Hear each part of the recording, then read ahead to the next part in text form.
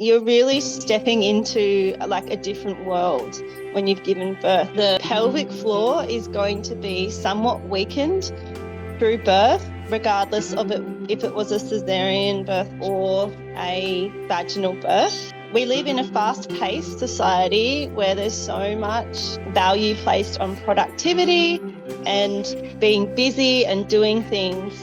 And so many of us have never learned the value that comes from rest. And so many of us haven't learned that we are valuable even if we're not doing things and achieving and being busy. She was more comfortable in my space the first time around when I was struggling and I hadn't organised any support for myself and I didn't know what I need to even ask. The crux of it when we come to the inner work is valuing ourselves. Like, do I value myself? Am I worthy enough to have my needs met? Welcome back to the Postpartum Prep Podcast. My name is Ceridwen. I'm your podcast host and your guide to preparing for a smoother start to life with your new baby. Here on the Postpartum Prep Podcast, we talk about all things preparing for life after birth, like preparing for feeding your baby, preparing for sleep, mental health, and so much more. Today we are joined by Carla from Carla Sage Birthwork. Carla is a mother, birth keeper, postpartum care provider, and fierce advocate for restoring value to mothers and postpartum care. She weaves bodywork, traditional postpartum cooking, and spiritual companionship into her care for mothers in her community, and mentors women on how to step into the role of postpartum care provider through her annual online program. Carla, welcome to the podcast. Thank you so much for being here. I would love to know what inspired your journey into becoming a birth keeper and postpartum care provider? Well, thank you, Ceridwen, for having me. I was so excited when I discovered that your podcast exists because it is such an important part of preparing for birth and motherhood that just isn't touched on enough. So really happy to be here and to be contributing. So my journey was inspired by my own two experiences of giving birth and going through postpartum. I had two very different experiences, and the first one was unsupported, isolated, and basically lacking knowledge and awareness around postpartum and the experience of maiden to mother. And then my second journey with my second child was the opposite. It was incredibly supported, held. I did a lot of research and education in the years between having my two babies, and I really feel that I got quite close to the potential experience of postpartum that is available to us as women who live in a Western culture that, generally lacks the village and that inherent postpartum support. So experiencing that potential was so incredibly inspiring, and I knew that, all mothers should have this available to them. I was cared for by a wise woman who had been practicing postpartum care for many years, and seeing that in action was just mind-blowing. She would, come and brew me up broths and teas and a placenta preparation. She really held me as I integrated my birth story, integrated all of the changes in our family. So there was that deep sort of emotional support and spiritual companionship. And then, the physical care of body work and warming therapies. And yeah, it just completely lit me up. I was like, this is a whole new world. This is so beautiful. And also just feeling on a cellular level how right this is.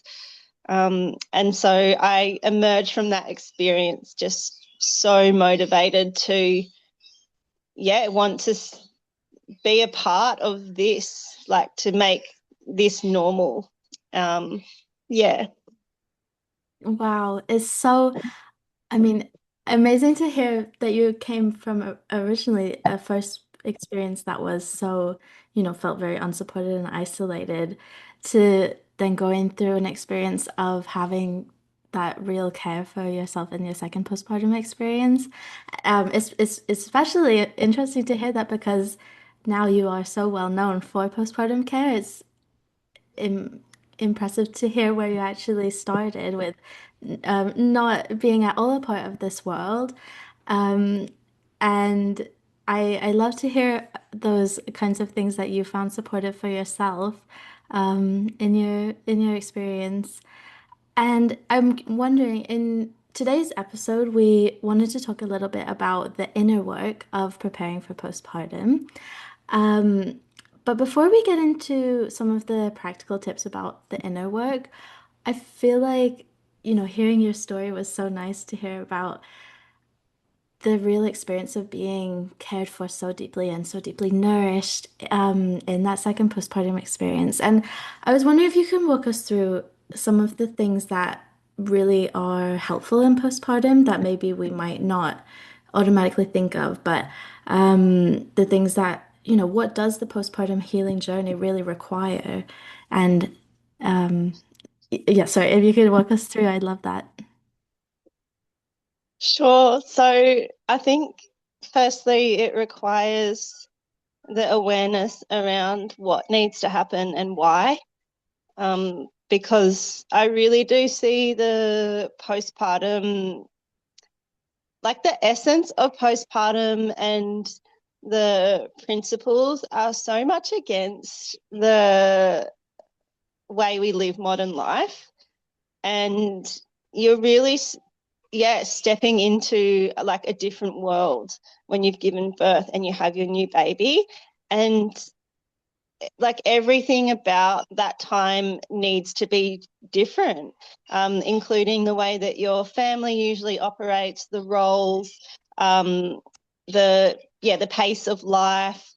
Yeah, it's just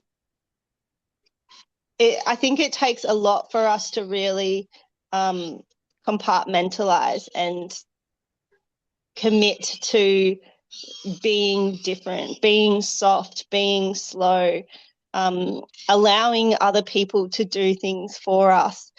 So, yeah, it really does start with that awareness and a commitment, because it's really not easy to stay slow and to do nothing essentially.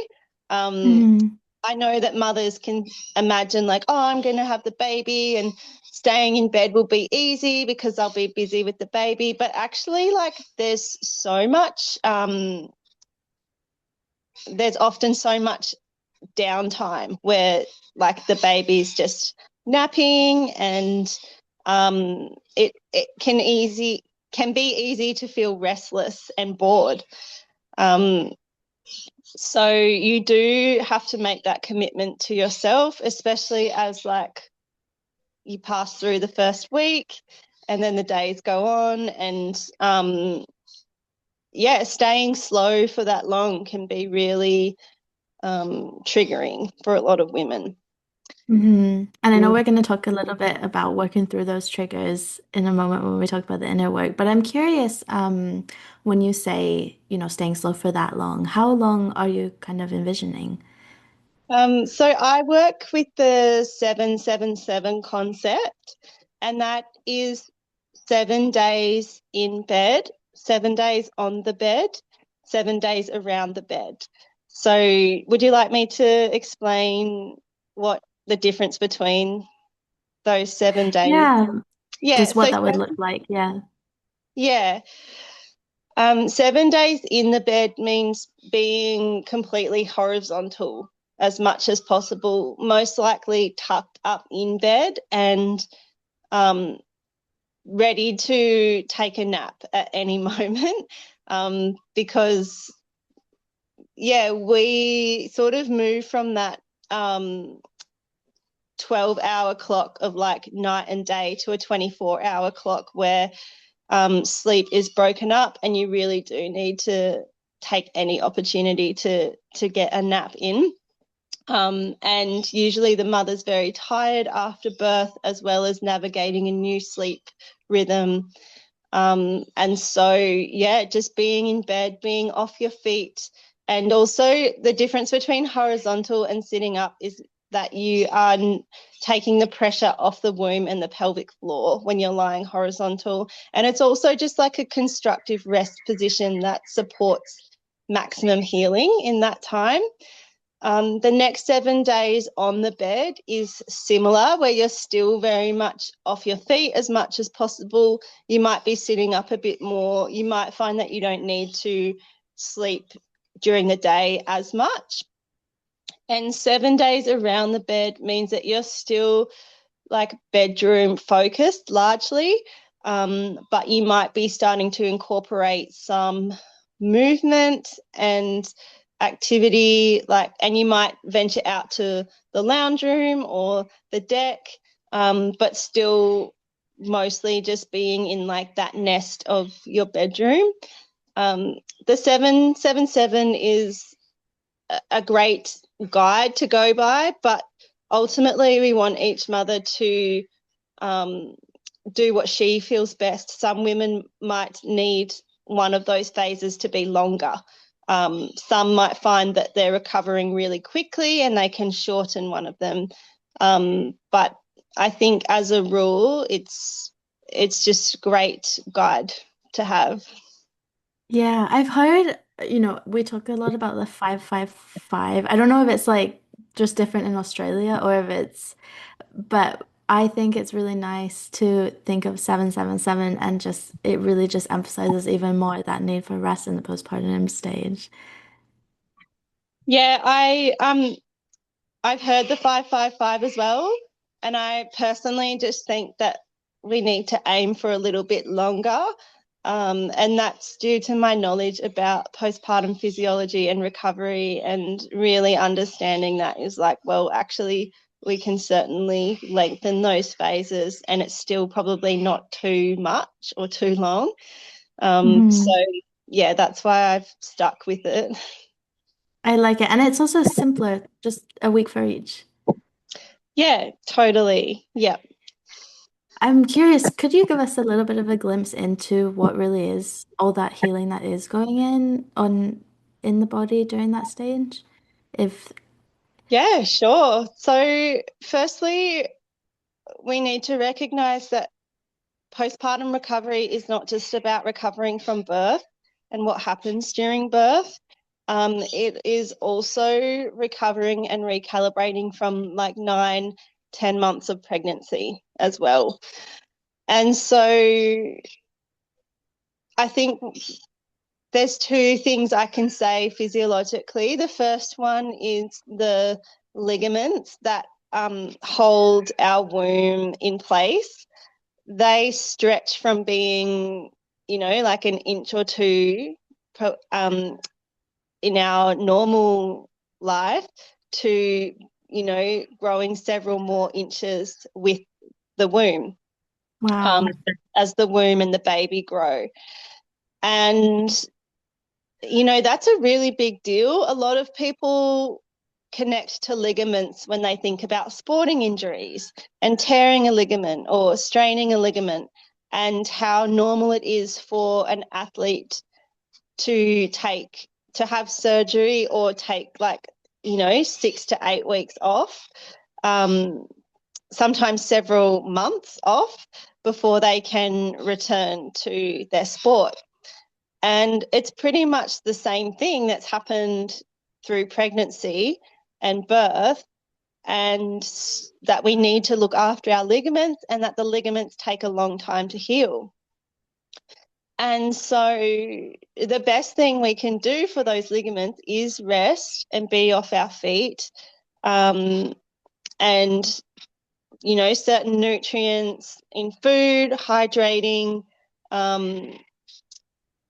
Yeah, I mean, it is actually quite simple, but again, it's something that it seems hard to achieve, you know, for a woman to be taking things slowly for several months while her ligaments heal is actually a big deal in the modern world.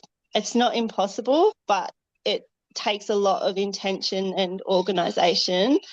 But I'll just come back to the other like physiological point, and that is that the pelvic floor is going to be somewhat weakened through birth, regardless of it if it was a cesarean birth or a vaginal birth. And then, so we have the pelvic floor, which is, you know, as weak as it's ever been. And then we have the womb sitting on top, which is heavier than what it's ever been. I mean, the heaviest is when the baby and the placenta are inside, but even once the placenta and the baby are birthed, the womb is still quite heavy. And so for a heavy womb to be sitting on a weakened pelvic floor places us at risk of pelvic floor damage or prolapse if we are on our feet too early or for too long, or we are lifting heavy things or twisting random movements, that kind of thing. And so really resting in postpartum is protecting ourselves from further injury. And the thing to know about postpartum injuries like prolapse is they are very hard to recover from. So you really do want to do everything within your control to prevent that from happening. That's really interesting. I had, I've been doing postpartum care for several years and I didn't really know about the ligaments and things. So that's really interesting even for me to hear. And obviously I know the importance of prioritizing rest, but that I think really to just hear exactly what's going on really just drives it home. And I'm actually really shocked that I didn't know that before. And that's amazing. So thank you for giving that explanation. I'm curious, I know you do body work as that's part of your toolkit. Is that kind of pelvic floor related, or kind of what do you do when it comes to body work? So I'm not a pelvic floor specialist in any way. And so a lot of my knowledge about the pelvic floor is theoretical, and that, like I spoke before about like nutrition and hydration and rest, like I know how to support it that way. But yeah, I haven't trained in pelvic body work. So I will usually refer women to go and see someone around 6 weeks postpartum. And we're lucky in this area that there's plenty of women that do specialise in that. So I haven't felt to train in that yet. The body work that I do is, it's shiatsu body work. So it supports the meridians and the organ systems of the body. It calms the nervous system, and there's also like pressure points and things where I can release tension in the body. I'm in pretty much every postpartum session, I'm working on the mother's shoulders, neck and head, because holding a baby and breastfeeding really strains those areas. And I'm also studying craniosacral therapy at the moment, which is very much focused on the nervous system and recalibrating some of the major bones that open during birth, like the sacrum. And so yeah, there's a bit of a blend going on in there, but I think ultimately the body work that I do just allows the mother to feel really held in the same way that she's holding her newborn. And I can't speak to how important that is Hmm. during postpartum. Like it's actually an essential need that I think has been swept under the rug because it is a commodity in the modern world where it costs money and it's an extra thing. Um, that's a real shame that it's come to that. But actually, like I think physiologically, we require body work and loving touch as a Hmm. newborn mother. Yeah, I'm wondering for the moms who might be wondering where they could find that kind of body work, what might they Google, for example, to find someone in the area that might be able to provide that kind of care? So you could start with like the postpartum doula in your area and see if she's trained in any body work. And if not, she'll probably know someone. Um, but in terms of modalities, there's like Abhyanga, the Ayurvedic massage. There's shiatsu. Even like acupuncture and Chinese medicine often has something to offer a postpartum woman. Craniosacral therapy, like usually always, is going to be beneficial in those early weeks and again, postpartum specific.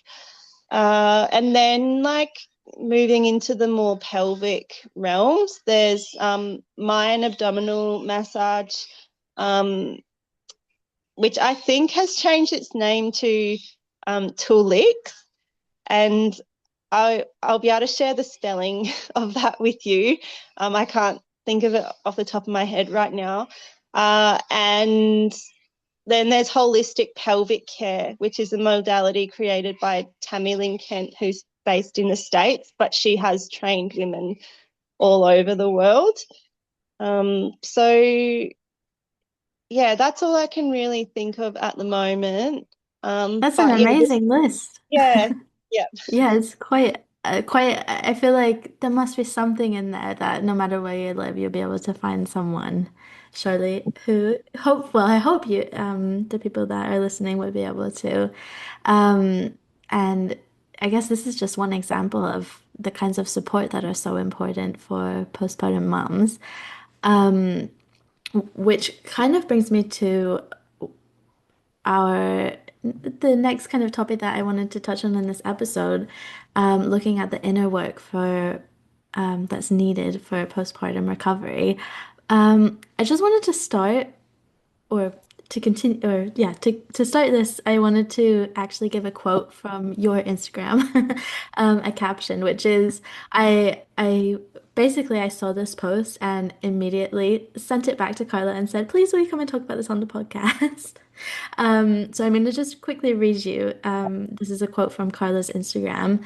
She says, when people think of postpartum preparation, they think of freezing some meals, organizing a meal train, getting all the things ready for mama and baby, time off work, etc. Yet it's so much more than logistics and organization. Inner work is needed. That means looking at our fears, belief, conditioning, and habits that may hold back our healing in postpartum.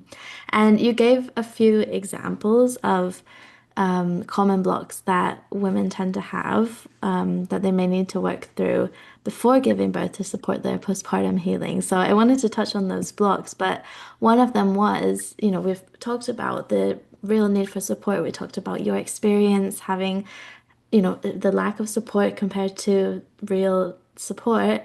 We've talked about, the need for body work. And also, if we're going to be resting for 21 days in bed, how are we going to be supported with the other things in our lives? I feel like I am constantly talking about on the podcast the need for support. So hopefully anyone listening will understand that support is really crucial. But like you say in your post, you said a lot of us we have a lot of blocks to this because we can struggle to ask for help, or we might feel kind of a rejection of that need for stillness that the postpartum period require. I was wondering if you can maybe just talk a little bit more about those kinds of blocks. For sure. Well, like I said before, stepping into postpartum is stepping into something so different to what you might have ever experienced in your life before. We lived in we live in a fast-paced society where there's so much value placed on productivity and being busy and doing things. And so many of us have never learned the value that comes from rest. And so many of us haven't learned that we are valuable even if we're not doing things and achieving and being busy. So to come to postpartum and to honor yourself and the rest period can be really like discombobulating, and it can bring up a lot.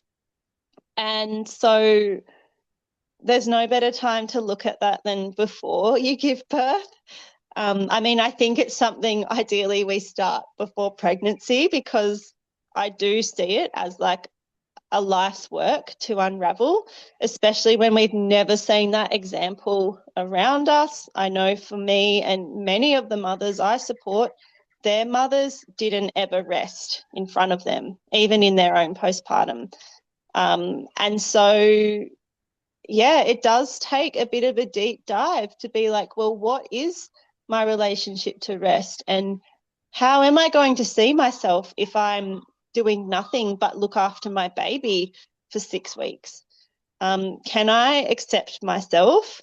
Can I be resilient to the opinions of others that come in when they're like, oh, what, you're not even doing drop off for your older kids yet and you're 6 weeks postpartum? Like, there's those sorts of opinions, unfortunately, that you might be subject to. And yeah, like this deep dive is so important because we're not going to execute the logistics if we ourselves can't truly receive and That's accept. so true. Yeah. Wow. I feel like, obviously I was really touched by your post, but even just hearing you explain it now, I feel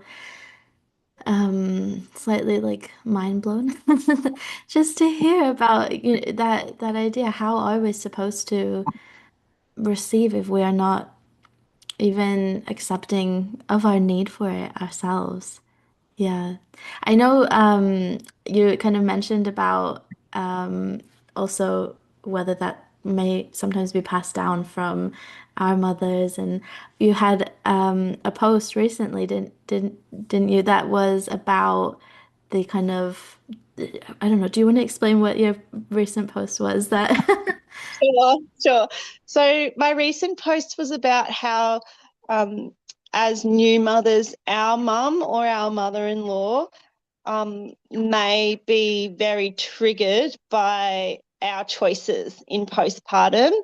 And, especially the choices to move slowly and to receive help, to ask for help, to invest in our care. Um, and the older women in our lives can be triggered by that because they didn't have any support. That was like the standard across the board for women in that generation. They also didn't have any knowledge and education. There was a huge void at that time, and that was a part of pregnancy and birth care moving from the home into the hospital system. A necessary part of that system change was erasing the postpartum wisdom and traditions, as well as the rise of the capitalist structure, which requires that everybody is in the workforce, and that meant that new mothers were at home alone, that their partner or husband was back at work on day 2 of postpartum, and that, maybe even their mother or mother-in-law at that point was also in the workforce. And so there's this huge separation. There's this lack of people that have something to give. And, I feel for my mother-in-law and my mum who were at home on their own in their postpartum with no support. And so there's a compassionate space that I have for them, even amongst the projections and the behaviour and emotional maturity that they brought into my postpartum space. I'm curious, because you had 2 very different postpartum experiences.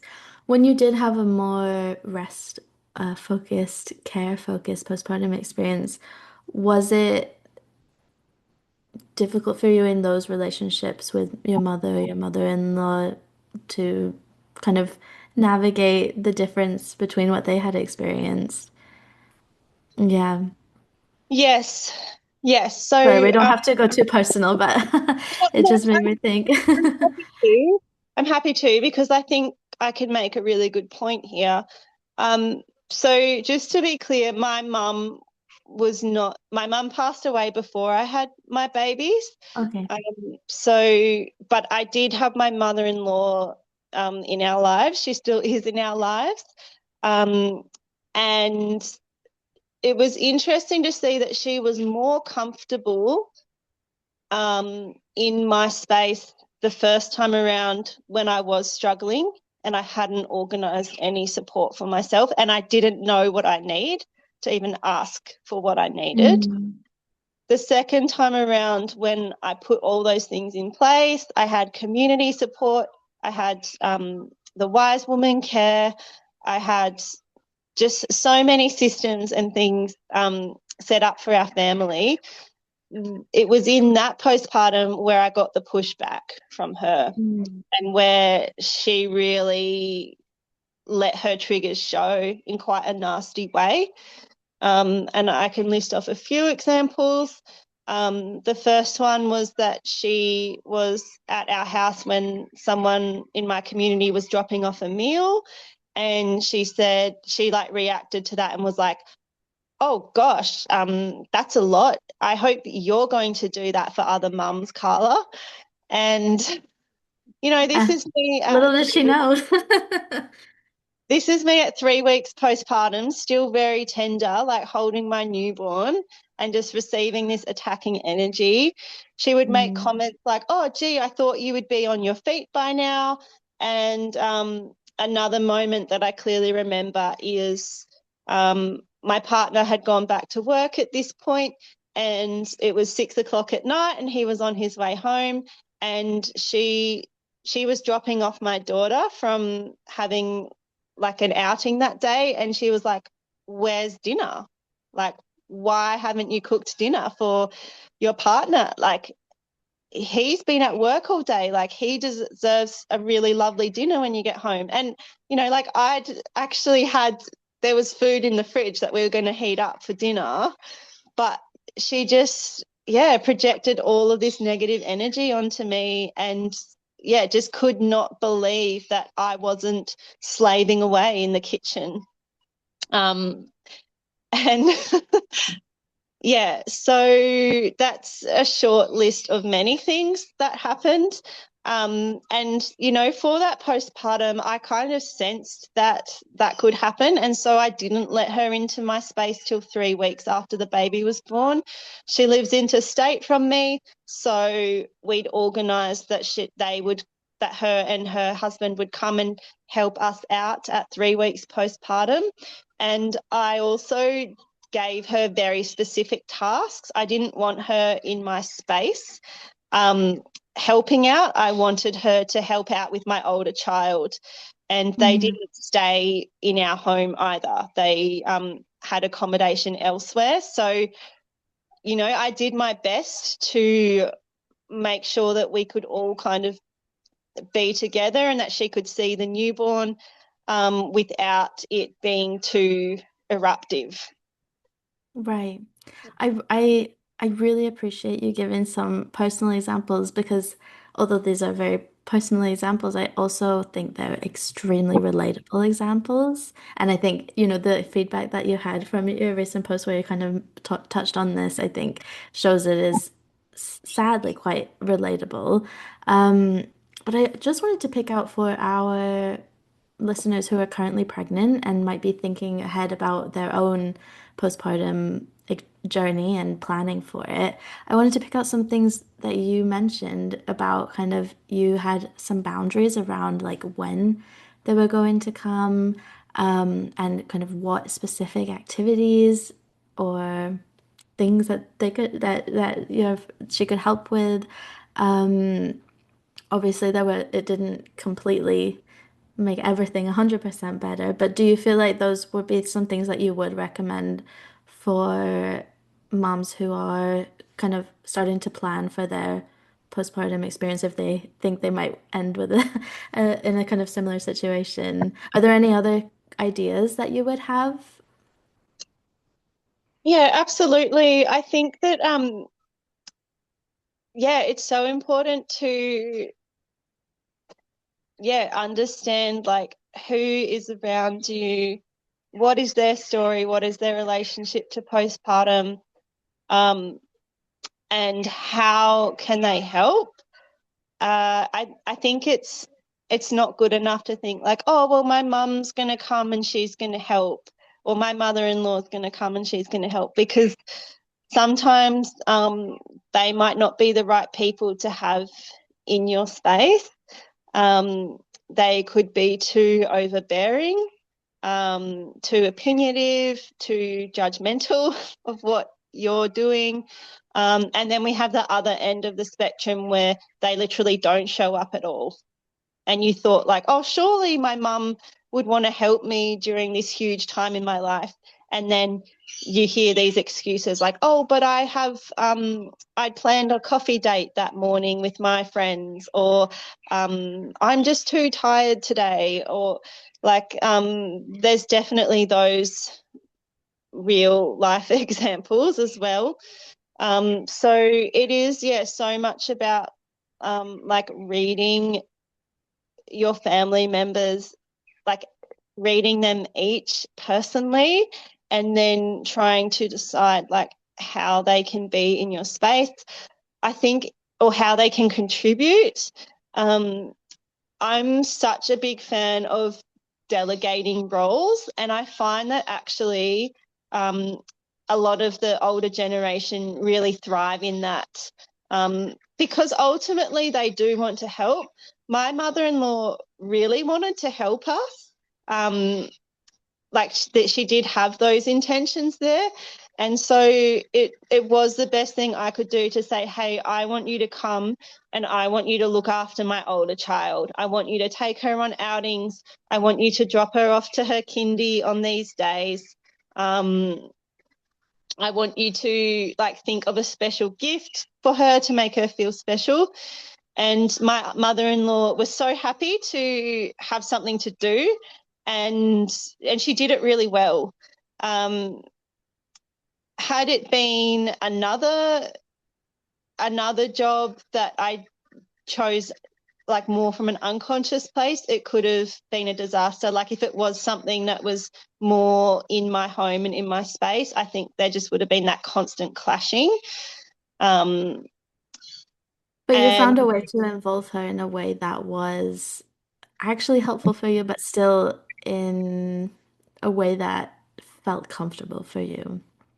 Hmm. totally. And I think just another note on the delegating roles, that can be very important, because you can have people in your life who are like, yeah, I want to help you, I'll show up for you. But then they actually don't know what to do because they're not Yeah. postpartum literate.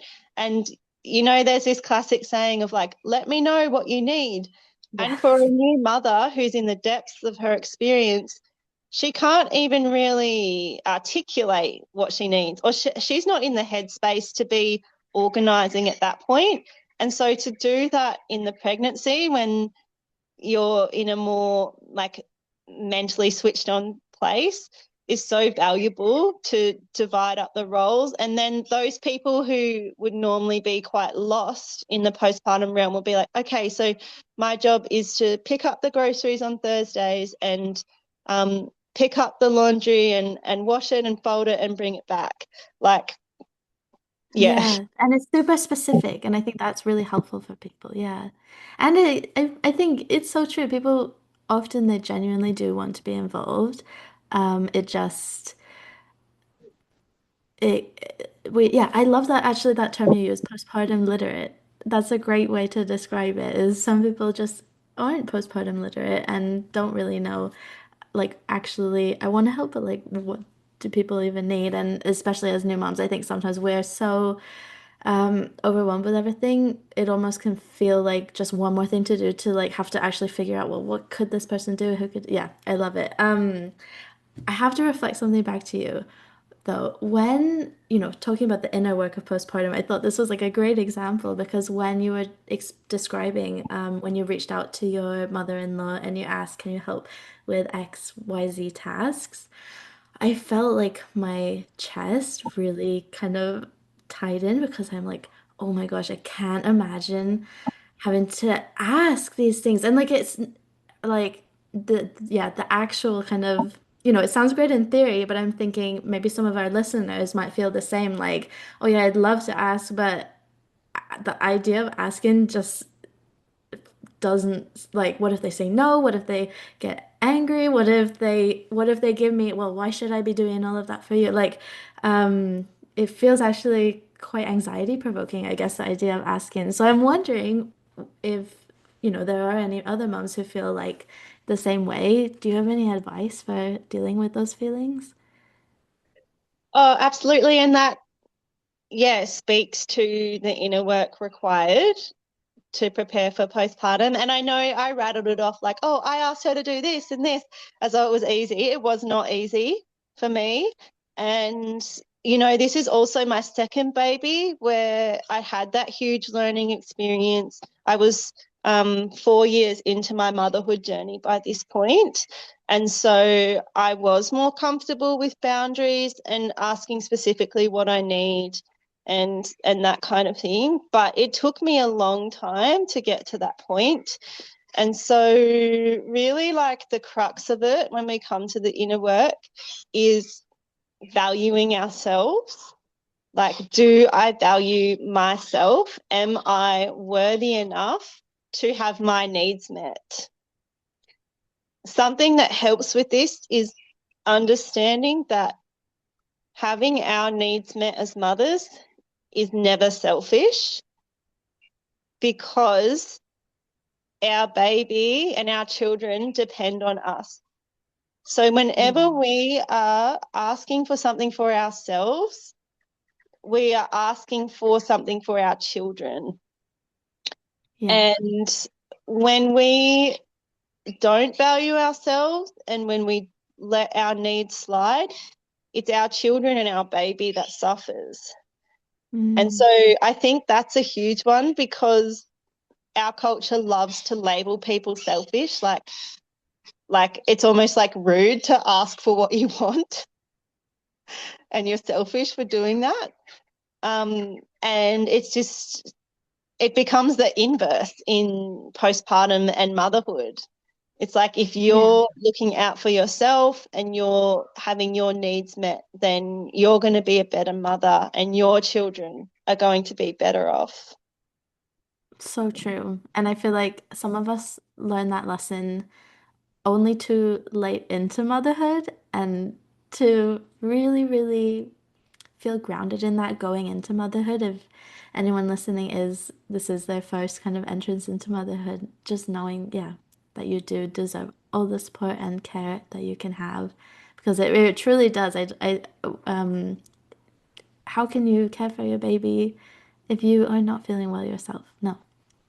It's yeah, and support is such a big part of that. I think sometimes we think it's just about, okay, well, I'll have to do everything that I need to do to take care of myself, but that's the whole point, I think, of partly what we're talking about today is it's not always just you're not going to be able to do it all yourself.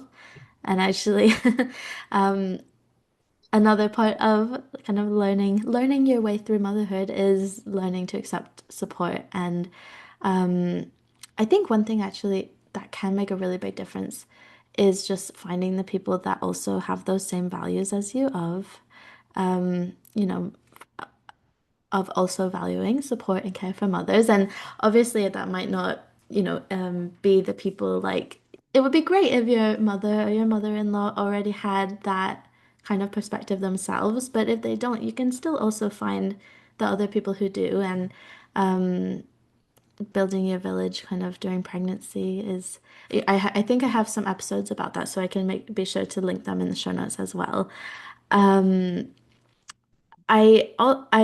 wanted to touch on one more thing before we end the episode because although this episode and this podcast in general is for pregnant moms, I do know we have at least a couple, if not more, people who listen who are interested in postpartum care themselves, or maybe they already work in some kind of birth work, postpartum related kind of role.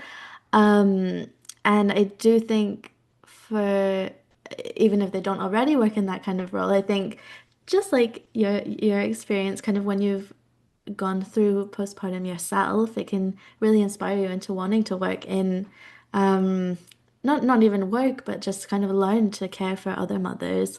And I know that that is something that you help people learn how to do, right? Could you tell us a Yeah, little bit about it? Yeah. sure. So, yeah, I guess like my learning pathway has been very organic, and I got to apprentice with the woman that cared for me, which I really do value as the best possible learning. And when I looked at like the doula trainings that were available in my country, they all seemed so surface level when it came to the postpartum doula side of things. And yeah, I guess I just really like over as the years went by, I got to this point where I was like, I want to fill that gap. Like, and I had women coming to me and saying, like, can I learn from you as well? And so that's sort of what activated it. And I've got my um, fifth round of the mentorship coming up in April. So I started this 4 years ago.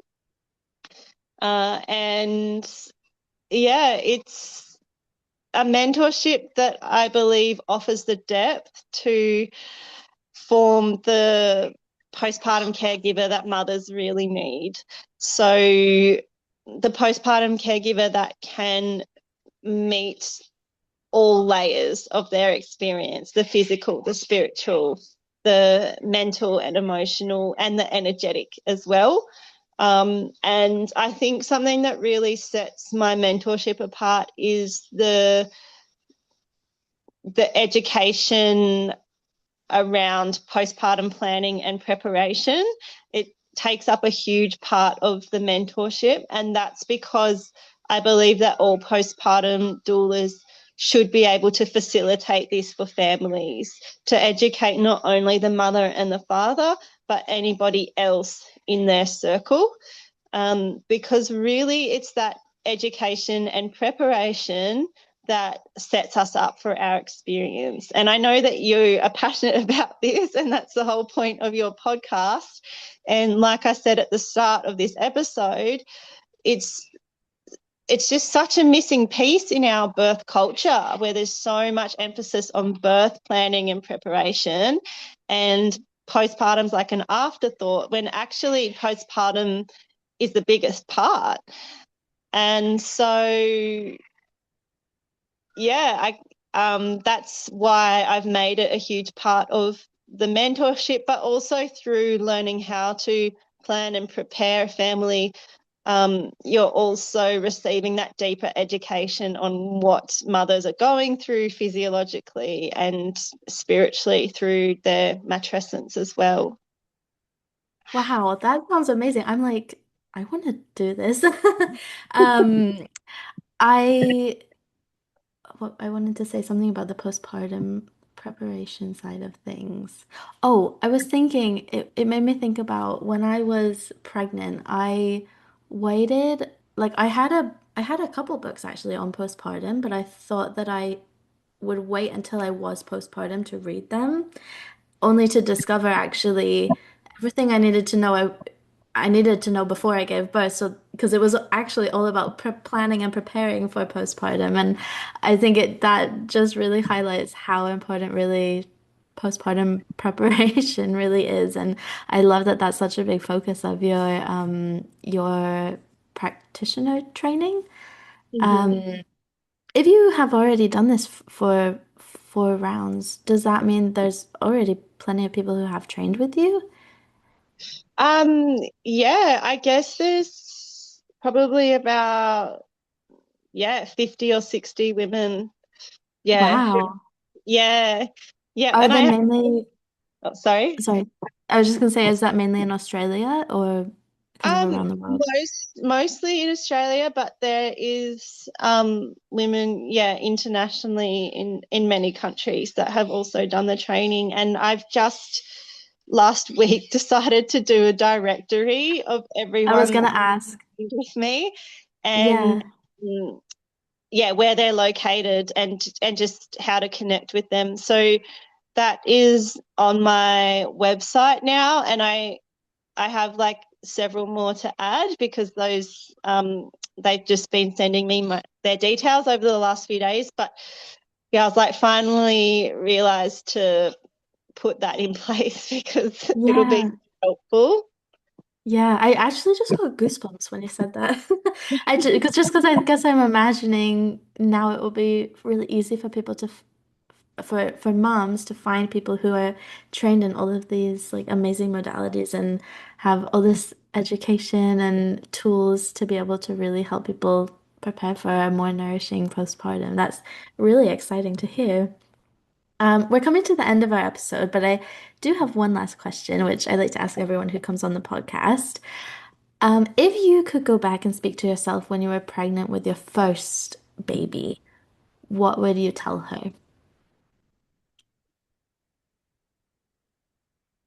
I would say that she deserves rest, that she needs to have a lot more people around her and involved in postpartum, and that she does need a postpartum doula as well, because I actually had one living close by me and I like rejected that and thought that my midwife would be that person for me, and she absolutely wasn't, because midwives can't really be.